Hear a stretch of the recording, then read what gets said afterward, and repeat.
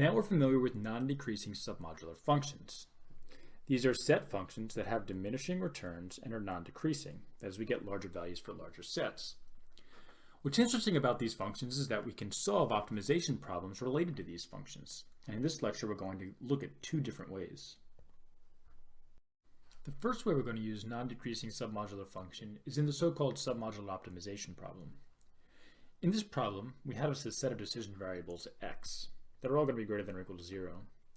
Each one of these is associated with some cost, ci. And now our submodular function is going to be the right-hand side vector of a linear program. In this case, we sum up all of the x variables whose indices are in S, and we make sure that this is less than or equal to the function value of S. There's a few important things to note about this. First, this isn't an integer program. Instead, it's a linear program. But this is a linear program that's very hard to solve. The reason why is that the number of constraints is 2 to the cardinality of n, where n is the size of our elements.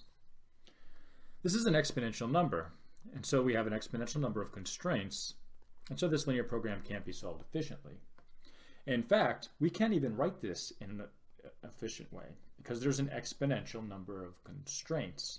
There's an exponential time to even write the linear program.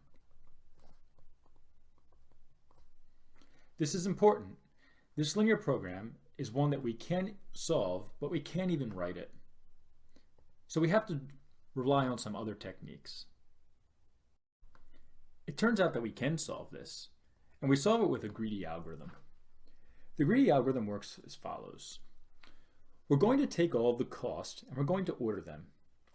At some point, we're going to get to a set of costs that are negative. Here, all of these c's are below 0, and so these are negative terms.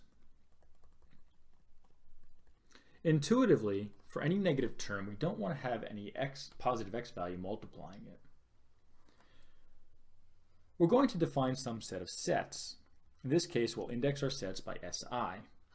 S0 is going to be equal to the empty set. Si is going to be the set of indices from 1 to I, where these indices are derived from our ordering of the costs. From these sets, we can define our x variables, and recall that x's aren't integers. Our x's are going to be defined by the function value at si minus the function value of si minus 1.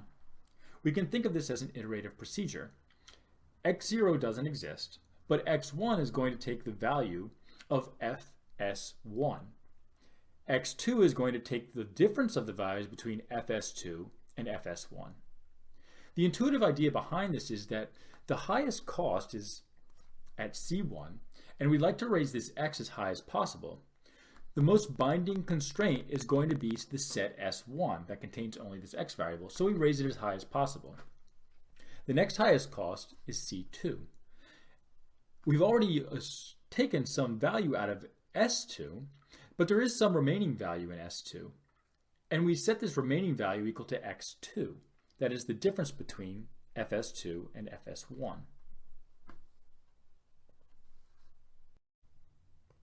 For any of the indices that are associated with negative terms, that is from r to n, we set xi equal to 0. We should note that the running time of this greedy algorithm is actually quite good. We have to order all the terms, which takes order n log n time. After we've ordered all of the terms, everything else is a linear time. All we have to do is update each x, which takes constant time for each one. So this takes order n log n time for this entire algorithm.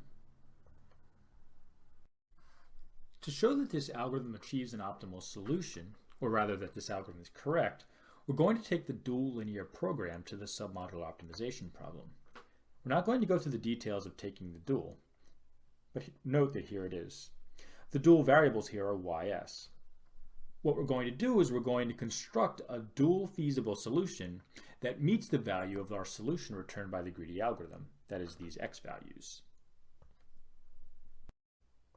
The dual solution we construct is going to have most of the ys's equal to 0. The only ones that are positive are going to be the ysi's that we've considered in our greedy algorithm. And specifically, ysi is going to be equal to the cost of I minus the cost of I plus 1. That's for all indices up to r minus 1. For y as r, we're going to set it equal to the cost of r. For every other s, we're going to set ys equal to 0. Now we can write the cost of our dual linear program according to this solution. The value is going to be fsi times ysi for all the si's that we've set to positive values. So we index from 1 to r.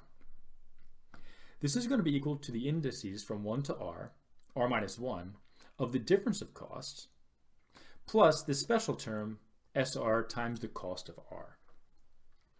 By rearranging terms, we can write this as the sum from I equals 1 to R of the cost of I times the difference in the set values. Here, all we've done is we've multiplied out these C terms times these F terms and grouped accordingly. After we rewrite this sum in this way, we can see that this is actually the solution of our linear program, because these terms, fsi minus f of si minus 1, is exactly what we set our x to in our greedy algorithm.